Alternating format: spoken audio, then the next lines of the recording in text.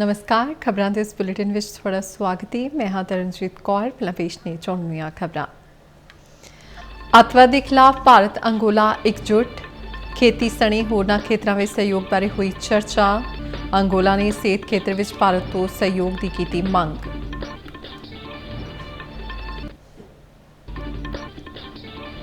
पाकिस्तान नाल सिद्धे अते असिद्धे तौर ते दरामद उत्ते पाबंदी, ਵੱਖ-ਵੱਖ श्रेणियां दी डाक अते पार्सल ते भी पाबंदी। भारतीय बंदरगाह ते पाकिस्तानी जहाज़ नूं जाण दी इजाजत नहीं।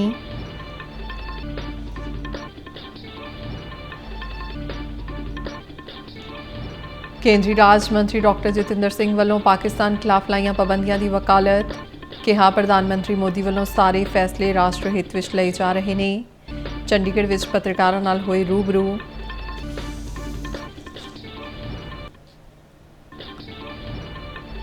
भलके पंजाब समेत कई होरना सूबियां विच होवेगी नीट प्रीख्या। प्रीख्यार्थी बटुआ घड़ी बैलट ते गहने नहीं ले जा सकणगे। पीण वाले पानी की पारदर्शी बोतल ही अंदर ले जाउण दी इजाजत।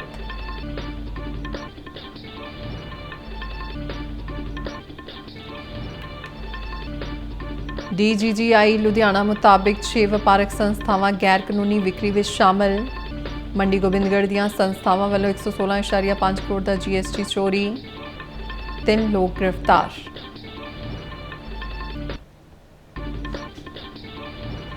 पंजाब सरकार वालों 10 पुलिस अधिकारियों के तबादले। डॉक्टर नानक सिंह बने पटियाला रेंज के DIG। परवीन कुमार सिन्हा नूं चीफ डायरैक्टर विजिलेंस ब्यूरो की जिम्मेवारी।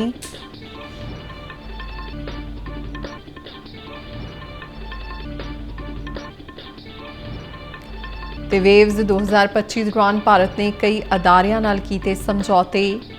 कई कंपनियां ने भारत नाल काम करने की इच्छा प्रगटाई। मुंबई विच IICT की कीती जावेगी स्थापना। ते हुण खबरां विस्तार नाल।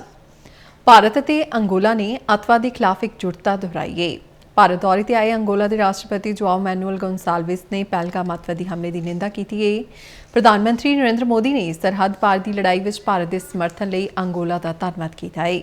प्रधानमंत्री मोदी ने दोहराया कि असी अतवादियों ते उन्हां दा समर्थन करने वालों के खिलाफ दृढ़ अते फैसलाकुन कार्रवाई लिए वचनबद्ध हाँ। कि आतंकवाद मानवता के लिए सबसे बड़ा खतरा है। पहलगाम में हुए आतंकी हमले में मारे गए लोगों के प्रति राष्ट्रपति लॉरेंसो और अंगोला की संवेदनाओं के लिए मैं उनका आभार व्यक्त किया। We are committed to take firm and decisive action against terrorist and those who support them. Navi Delhi के हैदराबाद हाउस विच प्रधानमंत्री नरेंद्र मोदी और अंगोला के राष्ट्रपति जोआओ मैनुअल गोंसाल्विस की मौजूदगी में हुई वफद पद्धरी गलबात तो बाद दोवें देशों ने खेती खेतर में सहयोग वधाउण बारे चर्चा की थी। इस तो इलावा भारत अंगोला में सड़क और रेल विकास में सहयोग करेगा। मेहमान देश के राष्ट्रपति ने सेहत खेतर में भारत को सहयोग की मांग की थी। इस तो इलावा दोवां देशों विचाले पुलाड़ के खेतर और डिजिटल जनतक बुनियादी ढांचे बारे भी चर्चा की गई। नवी दिल्ली में इस दौरे बारे जानकारी देंदियां विदेश मंत्रालय के बुलारे ने दस्सिया कि दोहां देशों विचाले गहरे संबंध ने और इस दौरे दौरान ਵੱਖ-ਵੱਖ खेत्रों में हुए 4 समझौतों तो बाद दुवल्ला सहयोग होर मजबूत होवेगा। उन्होंने दस्सिया कि भारत अंगोला नूं हथियारबंद सेनावां के आधुनिकीकरण लिए $200 मिलियन अमरीकी डॉलर का रखिया कर्जा देवेगा। इस तो इलावा सेहत संभाल, हीरे की प्रोसैसिंग, खादां और महत्वपूर्ण खनिजां के खेत्रों में आपसी सहयोग नूं मजबूत करने का फैसला किया गया है। Honorable Prime Minister offered this to Angola, and we'll have to see how we can expand this particular area of great interest to both sides, and there's a lot of potential there. The digital public infrastructure is another area that was discussed, and again there seems to be great promise there, and for Angola, admittedly it's a new area, but Honorable Prime Minister explained the benefits of it and how it can enhance the governance part, the ease of living part, and it was very well received by Honorable President Lorenzo, and we will see how our experts can take this forward. In terms of the Bharat ਨੇ ਪਹਿਲਗਾਮ ਅੱਤਵਾਦੀ ਹਮਲੇ ਤੋਂ ਬਾਅਦ ਇੱਕ ਹੋਰ ਸਖਤ ਕਦਮ ਚੁੱਕਦਿਆਂ ਪਾਕਿਸਤਾਨ ਨਾਲ ਸਿੱਧੇ ਅਤੇ ਅਸਿੱਧੇ ਤੌਰ ਤੇ ਦਰਾਮਦ ਉੱਤੇ ਪਾਬੰਦੀ ਲਗਾ ਦਿੱਤੀ ਹੈ। ਹੁਣ ਪਾਕਿਸਤਾਨ ਤੋਂ ਆਉਣ ਵਾਲੇ ਸਮਾਨ ਜਾਂ ਉਸ ਦੀ ਸਰਹੱਦ ਤੋਂ ਹੋ ਕੇ ਆਉਣ ਵਾਲੀਆਂ ਵਸਤਾਂ ਤੇ ਪਾਬੰਦੀ ਲਗਾ ਦਿੱਤੀ ਗਈ ਹੈ। ਭਾਰਤ ਦੇ ਵਿਦੇਸ਼ ਵਪਾਰ ਡਾਇਰੈਕਟੋਰੇਟ ਜਨਰਲ ਨੇ ਇੱਕ ਨੋਟੀਫਿਕੇਸ਼ਨ ਵਿੱਚ ਕਿਹਾ ਹੈ ਕਿ ਇਹ ਪਾਬੰਦੀ ਕੌਮੀ ਸੁਰੱਖਿਆ ਅਤੇ ਜਨਤਕ ਨੀਤੀ ਦੇ ਹਿੱਤ ਵਿੱਚ ਲਗਾਈ ਗਈ ਹੈ। ਪਾਬੰਦੀ ਵਿੱਚ ਕਿਸੇ ਵੀ ਤਰ੍ਹਾਂ ਦੀ ਢਿੱਲ ਦੇਣ ਲਈ ਸਰਕਾਰ ਦੀ ਇਜਾਜ਼ਤ ਦੀ ਲੋੜ ਹੋਵੇਗੀ। ਇਸੇ ਦੌਰਾਨ ਹੁਣ ਪਾਕਿਸਤਾਨੀ ਝੰਡੇ ਵਾਲੇ ਜਹਾਜ਼ ਨੂੰ ਕਿਸੇ ਵੀ ਭਾਰਤੀ ਬੰਦਰਗਾਹ ਤੇ ਜਾਣ ਦੀ ਇਜਾਜ਼ਤ ਨਹੀਂ ਹੋਵੇਗੀ। ਇਹ ਜਾਣਕਾਰੀ ਬੰਦਰਗਾਹਾਂ, ਜਹਾਜ਼ਰਾਣੀ ਅਤੇ ਜਲ ਮਾਰਗ ਮੰਤਰਾਲਾ ਨੇ ਸਾਂਝੀ ਕੀਤੀ ਹੈ। ਇਸ ਦੇ ਨਾਲ ਹੀ ਭਾਰਤ ਨੇ ਪਾਕਿਸਤਾਨ ਤੋਂ ਹਵਾਈ ਅਤੇ ਸੜਕੀ ਰਸਤੇ ਆਉਣ ਵਾਲੇ ਸਾਰੇ ਤਰ੍ਹਾਂ ਦੇ ਡਾਕ ਅਤੇ ਪਾਰਸਲ ਦੇ ਆਦਾਨ ਪ੍ਰਦਾਨ ਨੂੰ ਮੁਅੱਤਲ ਕਰਨ ਦਾ ਫੈਸਲਾ ਕੀਤਾ ਹੈ। ਇਹ ਜਾਣਕਾਰੀ ਸੰਚਾਰ ਮੰਤਰਾਲਾ ਨੇ ਜਨਤਕ ਕੀਤੀ। ਪਾਕਿਸਤਾਨ ਤੋਂ ਆਉਣ ਵਾਲੀਆਂ ਸਾਰੀਆਂ ਸ਼੍ਰੇਣੀਆਂ ਦੀਆਂ ਡਾਕ ਅਤੇ ਪਾਰਸਲਾਂ ਦੇ ਆਦਾਨ ਪ੍ਰਦਾਨ ਨੂੰ ਮੁਅੱਤਲ ਕਰਨ ਤੇ ਬੋਲਦਿਆਂ ਕੇਂਦਰੀ ਰਾਜ ਮੰਤਰੀ ਡਾਕਟਰ ਜਤਿੰਦਰ ਸਿੰਘ ਨੇ ਕਿਹਾ ਕਿ ਪ੍ਰਧਾਨ ਮੰਤਰੀ ਨਰਿੰਦਰ ਮੋਦੀ ਜਿਹੜਾ ਵੀ ਫੈਸਲਾ ਲੈਣਗੇ ਦੇਸ਼ ਅਤੇ ਇਸ ਦੇ ਲੋਕਾਂ ਦੀ ਭਲਾਈ ਲਈ ਲੈਣਗੇ। ਚੰਡੀਗੜ੍ਹ ਵਿਖੇ ਪੱਤਰਕਾਰਾਂ ਨਾਲ ਗੱਲਬਾਤ ਕਰਦਿਆਂ ਉਹਨਾਂ ਕਿਹਾ ਕਿ ਸਾਰੇ ਫੈਸਲੇ ਕੌਮੀ ਹਿੱਤ ਵਿੱਚ ਹੀ ਲਏ ਜਾਣਗੇ। जो भी प्रधानमंत्री जी फैसला लेंगे वो मुल्क और अवाम की बहबूदगी के लिए, हमें उसमें ज्यादा बात करने की जरूरत नहीं है, आउट ऑफ टर्न बात करने की जरूरत नहीं, क्योंकि होम मिनिस्ट्री के पास, डिफेंस मिनिस्ट्री के पास कुछ एक ऐसी इनपुट्स होती है जो शायद हमारे पास, आपके पास ना हो। जो भी फैसला किया जाएगा देश हित में, राष्ट्र हित में किया जाएगा। और मुझे ये कहते हुए भी खुशी है कि हमारा एक बहुत सालों से रुका हुआ शाहपुर कंडी का प्रोजेक्ट था दरियाए रावी पे, क्योंकि जब इंडस वाटर ट्रीटी हुई थी तो 3 दरिया हमारे हिस्से में आए थे, रावी, सतलुज और ब्यास, तो उसमें से बड़ा रावी था, लेकिन नामालूम किन वजूहात। ਬਲਕਿ ਪੰਜਾਬ ਵਿੱਚ ਕਈ ਥਾਵਾਂ ਤੇ ਦੇਸ਼ ਦੇ ਹੋਰਨਾਂ ਸੂਬਿਆਂ ਵਾਂਗ ਨੀਟ ਦੀ ਪ੍ਰੀਖਿਆ ਹੋ ਰਹੀ ਹੈ। ਸੂਬੇ ਦੇ ਵੱਖ-ਵੱਖ ਜ਼ਿਲ੍ਹਿਆਂ ਵਿੱਚ ਬਣੇ ਪ੍ਰੀਖਿਆ ਕੇਂਦਰਾਂ ਵਿੱਚ ਵੱਖ-ਵੱਖ ਵਿਭਾਗਾਂ ਦੇ ਅਧਿਕਾਰੀਆਂ ਦੀਆਂ ਡਿਊਟੀਆਂ ਲਗਾਈਆਂ ਗਈਆਂ ਨੇ। ਪ੍ਰੀਖਿਆ ਕੇਂਦਰਾਂ ਤੇ 100 ਮੀਟਰ ਦੇ ਘੇਰੇ ਵਿੱਚ ਆਮ ਲੋਕਾਂ ਦੇ ਇਕੱਠੇ ਹੋਣ ਤੇ ਪਾਬੰਦੀ ਰਹੇਗੀ।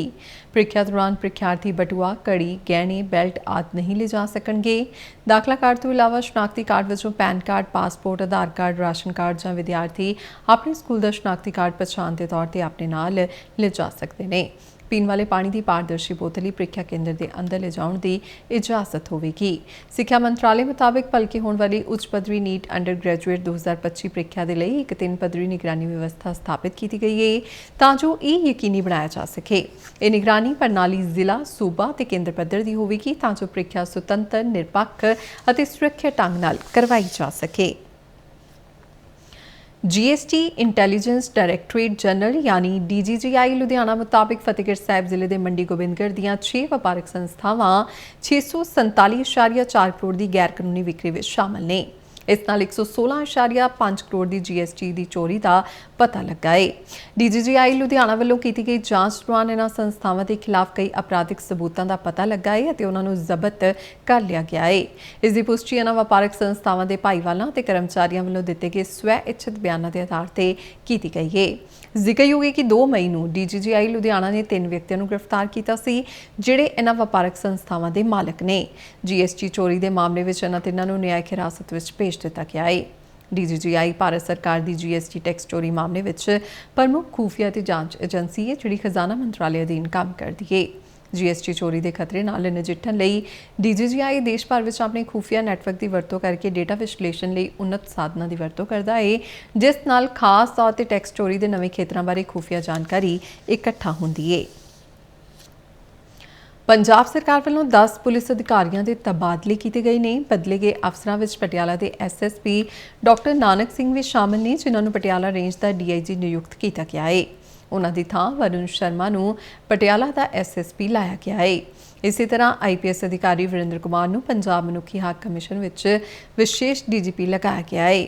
NRI ਮਾਮਲਿਆਂ ਬਾਰੇ ADGP ਪ੍ਰਵੀਨ ਕੁਮਾਰ ਸਿਨਹਾ ਨੂੰ ADGP ਇੰਟੈਲੀਜੈਂਸ ਲਗਾਇਆ ਗਿਆ ਹੈ। ਉਹਨਾਂ ਨੂੰ chief director vigilance bureau Punjab ਦਾ ਵਾਧੂ ਚਾਰਜ ਵੀ ਸੌਂਪਿਆ ਗਿਆ ਹੈ। ਕੁਲਦੀਪ ਸਿੰਘ ਚਾਲ ਨੂੰ DIG ਤਕਨੀਕੀ ਸੇਵਾਵਾਂ, ਹਰਜੀਤ ਸਿੰਘ ਨੂੰ DIG ਸਿਖਲਾਈ ਲਗਾਉਂਦਿਆਂ DIG ਬਠਿੰਡਾ ਰੇਂਜ ਦਾ ਵਾਧੂ ਕਾਰਜਭਾਰ ਦਿੱਤਾ ਗਿਆ ਹੈ। ਤੁਸ਼ਾਰ ਗੁਪਤਾ ਨੂੰ AIG ਪ੍ਰੋਵੀਜ਼ਨਿੰਗ, ਮਨਿੰਦਰ ਸਿੰਘ ਨੂੰ AIG ਭਲਾਈ ਲਗਾਉਂਦਿਆਂ SSP ਅੰਮ੍ਰਿਤਸਰ ਦਿਹਾਤੀ ਦੀ ਵਾਧੂ ਜ਼ਿੰਮੇਵਾਰੀ ਸੌਂਪੀ ਗਈ ਹੈ। ਇਸੇ ਤਰ੍ਹਾਂ ਹਰਕਮਲਪ੍ਰੀਤ ਸਿੰਘ ਖੱਖ ਨੂੰ AIG NRI ਜਲੰਧਰ ਲਗਾਇਆ ਗਿਆ ਹੈ। ਸੂਚਨਾ ਅਤੇ ਪ੍ਰਸਾਰਣ ਮੰਤਰੀ ਅਸ਼ਵਨੀ ਵੈਸ਼ਨਵ ਨੇ ਕਿਹਾ ਕਿ ਭਾਰਤ ਮੀਡੀਆ ਤੇ ਮਨੋਰੰਜਨ ਖੇਤਰ ਵਿੱਚ ਆਲਮੀ ਪੱਧਰ ਤੇ ਅਗਵਾਈ ਕਰਨ ਦੀ ਸਮਰੱਥਾ ਰੱਖਦਾ ਹੈ। ਉਨ੍ਹਾਂ ਕਿਹਾ ਕਿ ਕਈ ਕੰਪਨੀਆਂ ਨੇ ਇਸ ਸੰਬੰਧ ਵਿੱਚ ਭਾਰਤ ਨਾਲ ਕੰਮ ਕਰਨ ਦੀ ਇੱਛਾ ਪ੍ਰਗਟਾਈ ਹੈ। ਗੂਗਲ, ਮੇਟਾ ਅਤੇ ਮਾਈਕਰੋਸਾਫਟ ਸਮੇਤ 7 ਆਲਮੀ ਫਰਮਾਂ ਨੇ ਅੱਜ ਮੁੰਬਈ ਵਿੱਚ ਵੇਵ ਸੰਮੇਲਨ ਦੌਰਾਨ Indian institute of creative technology ਨਾਲ ਇੱਕ ਸਮਝੌਤਾ ਪੱਤਰ ਤੇ ਹਸਤਾਖਰ ਕੀਤੇ। IICT ਦੀ ਸਥਾਪਨਾ ਮੁੰਬਈ ਵਿੱਚ 400 ਕਰੋੜ ਰੁਪਏ ਦੇ ਫੰਡ ਨਾਲ ਕੀਤੀ ਜਾਵੇਗੀ। ਇਸ ਮੌਕੇ ਵੈਸ਼ਨਵ ਨੇ ਕਿਹਾ ਕਿ ਆਉਣ ਵਾਲੇ ਦਿਨਾਂ ਵਿੱਚ IICT ਨੂੰ IIT ਅਤੇ IIM ਦੇ ਬਰਾਬਰ ਦੀ ਮਾਨਤਾ ਦਿੱਤੀ ਜਾਵੇਗੀ। ਇਸ ਤੋਂ ਪਹਿਲਾਂ ਉਹਨਾਂ ਕਿਹਾ ਸੀ ਕਿ Indian institute of creative technology animation, visual effects, gaming ਅਤੇ ਕਾਮਿਕਸ ਲਈ ਇੱਕ ਕੌਮੀ ਹੱਬ ਬਣਨ ਲਈ ਤਿਆਰ ਹੈ। भारत में film education, film entertainment, media इस दुनिया में एकदम नया कदम है। प्राइम मिनिस्टर साहब का जो विजन है, उस विजन के हिसाब से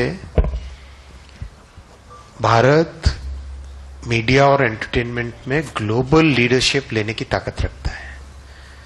India can take the global leadership in the world of media and entertainment. That is the kind of talent we have. I look forward to more and more inputs from the industry participants. We are very open-minded government.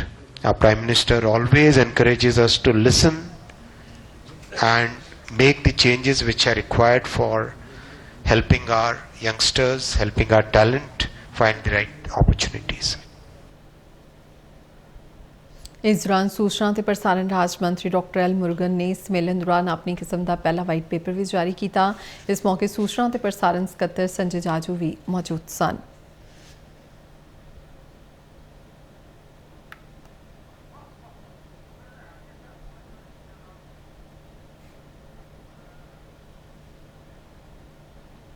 ਪੰਜ ਤੋਂ 18 ਸਾਲ ਦੀ ਉਮਰ ਵਰਗ ਦੇ ਬੱਚਿਆਂ ਲਈ ਪ੍ਰਧਾਨ ਮੰਤਰੀ ਕੌਮੀ ਬਾਲ ਪੁਰਸਕਾਰ 2025 ਲਈ ਨਾਮਜ਼ਦਗੀਆਂ ਹੁਣ ਇਸ ਸਾਲ 31 ਜੁਲਾਈ ਤੱਕ ਦਿੱਤੀਆਂ ਜਾ ਸਕਦੀਆਂ ਨੇ।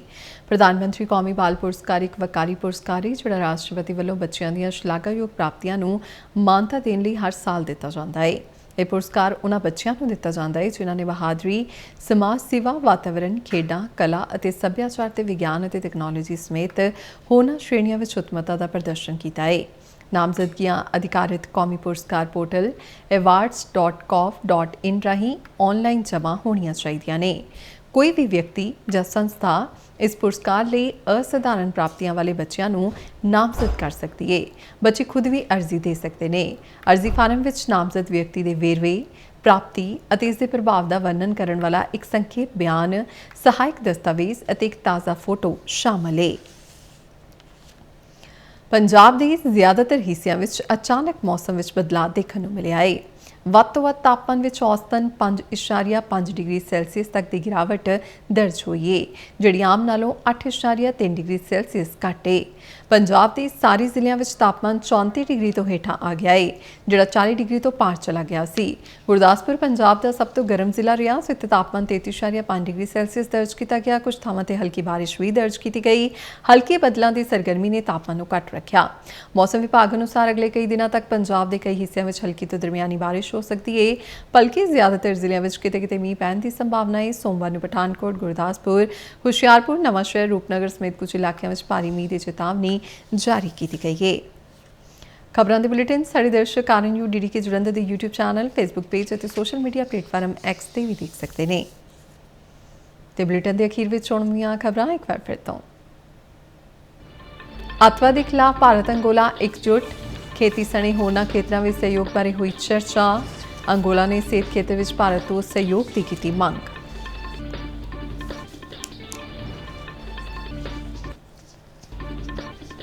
ਪਾਕਿਸਤਾਨ ਨਾਲ ਸਿੱਧੇ ਤੇ ਅਸਿੱਧੇ ਤੌਰ ਤੇ ਦਰਾਮਦ ਉੱਤੇ ਪਾਬੰਦੀ, ਵੱਖੋ-ਵੱਖ ਸ਼੍ਰੇਣੀਆਂ ਦੀ ਡਾਕ ਅਤੇ ਪਾਰਸਲ ਤੇ ਵੀ ਪਾਬੰਦੀ। ਭਾਰਤੀ ਬੰਦਰਗਾਹ ਤੇ ਪਾਕਿਸਤਾਨੀ ਜਹਾਜ਼ ਨੂੰ ਜਾਣ ਦੀ ਇਜਾਜ਼ਤ ਨਹੀਂ।